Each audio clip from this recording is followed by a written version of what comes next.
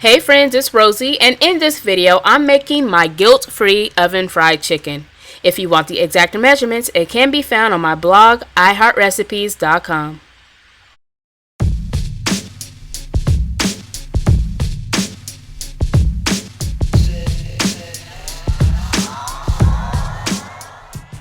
For my chicken, I'm using legs and thighs. You can definitely use a different piece if you want. It's just going to be different cooking times.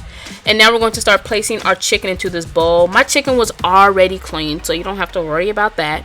And now that all of my chicken is into my container here, I'm going to start pouring in some buttermilk. And you want to make sure you cover all of the chicken with the buttermilk. Don't just coat it, make sure it is nicely covered.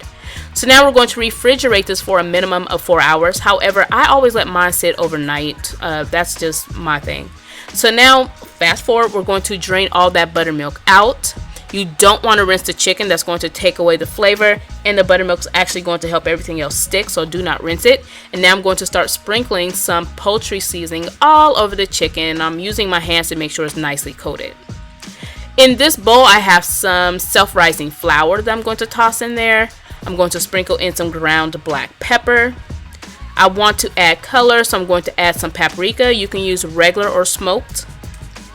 I'm going to sprinkle in some salt, or you can use salt-free seasoning. And I want to also add some garlic powder as well as onion powder.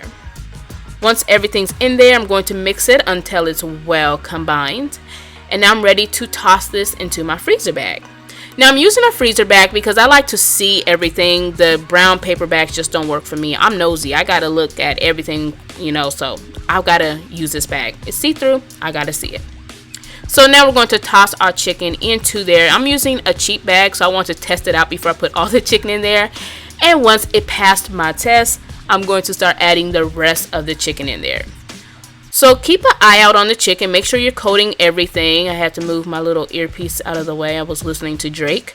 And now I am going to grab my cookie sheet, and I'm going to place some aluminum foil all over that cookie sheet. Make sure it's nicely lined. And I'm going to be using canola oil. However, you can use a different vegetable oil if you want. I've actually even used coconut oil, and it worked just as fine. Just make sure it's a nice oil that you can spray though. So now we're going to start lining our chicken onto the cookie sheet.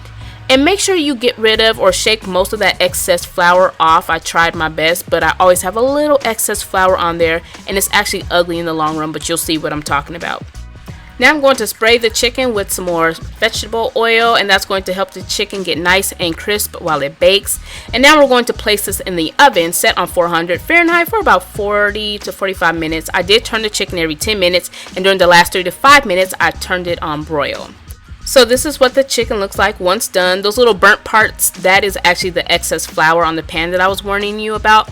But this is it. It's really tender, and it's perfect for those of you that want crispy fried chicken but don't want the excess fat.